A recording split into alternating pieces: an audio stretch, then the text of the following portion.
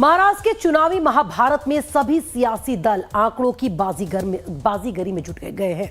यहां विधानसभा में बहुमत का आंकड़ा 145 है, लेकिन इस मैजिक नंबर को हासिल करने के लिए महायुति और महाविकास अघाड़ी दोनों को खासकर 31 सीटों पर अपना दम दिखाना होगा।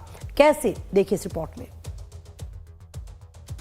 महाराष्ट्र में क्या एक बार फिर कमल खिलेगा या उद्धव ठाकरे सरकार गिराने का बदला लेंगे? ये सवाल राजनीतिक गलियारों में घूम रहा है। ऐसे में दोनों ही एक दूसरे को पटखनी देने के लिए जोर आजमाइश कर रहे हैं, लेकिन मुकाबला किसी भी राजनीतिक दल के लिए आसान नहीं है।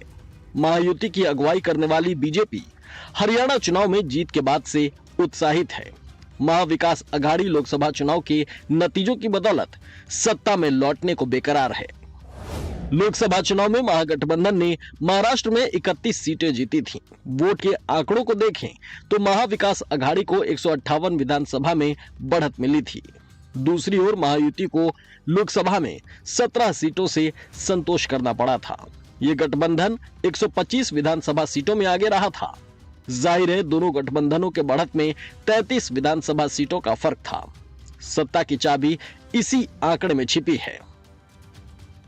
आप आंकड़े निकाल कर देखिए, सभी चुनाव में भारतीय जनता पार्टी का वोट प्रतिशत लगभग समान रहा है। 1% के डिफरेंसेस हैं, लेकिन यदि आप इसकी तुलना यदि अन्य दलों से करें, चाहे वो कांग्रेस से करें या वहां पर जो उद्धव ठाकरे का गुट है उससे करें, तो ये सब गुट के यदि आप आंकड़े देखेंगे चुनाव के, तो हमारे वोट प्रतिशत के आसपास भी नहीं है। लगभग 8 से 10% के डिफरेंसेस हैं दोनों के बीच में। इसलिए मैं आपको कहता हूं कि इस विधानसभा चुनाव में भी हम भारी बहुमत के साथ अपने सहयोगी दलों के साथ पूर्ण बहुमत की सरकार महाराष्ट्र में बनाने जा रहे हैं। लोकसभा चुनाव में हार के बाद महायुति गठबंधन ने मुफ्त वाली सरकारी योजनाओं के लिए खजाना खोल दिया। बीजेपी माइक्रो मैनेजमेंट में जुट गई। महायुति के लिए चुनौती मराठवाड़ा, पश्चिमी महाराष्ट्र और मुंबई की सीटें हैं, जहां महाविकास अघाड़ी ने लोकसभा चुनाव में लीड ली थी। पिछले विधानसभा के आंकड़ों को देखें तो 288 विधानसभा में से 31 ऐसी सीटें थीं जहां जीत और हार का अंतर 5000 वोटों से कम रहा था। कांटे की टक्कर में महायुति ने 15 और महाविकास अघाड़ी ने 16 सीटों पर जीत दर्ज की थी। 2019 में जिन 31 सीटों पर कड़ा मुकाबला रहा था, उन सीटों में धुले, Nevasa, Bhokardan, Pusad, Ramtek, Hatgaon, Bhokar, Naya Gaon, Deglur, Mukhed, Udgir, Ahmadpur, Solapur central, Shirol, Karad north, Karad south, Sangola, Mahadi, Pune cantt, Maval, Chembur, Chandivali, Majalgaon, Bhandup, Malad west, Dindoshi, Nashik central, Dahanu और धुले सिटी शामिल है।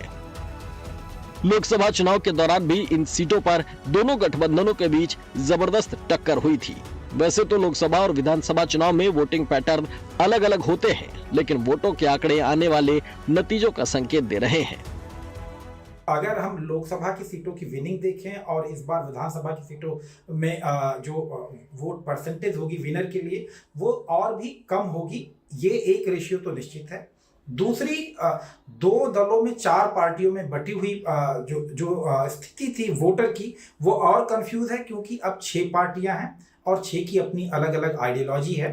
तो भले वो 2 भागों में बटी हुई हैं, लेकिन एक इम्पैक्ट वो आएगा। 2024 लोकसभा चुनाव के बाद महाराष्ट्र में राजनीतिक हालात बदल गए हैं। पहले जहां 2 गठबंधनों के 4 दल आमने सामने थे, वहीं अब 6 दल आमने सामने होंगे। सारा दारोमदार टिकट बंटवारे पर टिका है। खबर है कि महायुति में बीजेपी 155 सीटों पर चुनाव लड़ सकती है, जबकि शिवसेना शिंदे गुट को 70 सीट और अजित पवार को 50 सीटें मिल सकती हैं। एक्सपर्ट मानते हैं कि महायुति का सबसे बड़ा संकट वोट ट्रांसफर का है। लाइव टाइम्स पर खबरों का सफर लगातार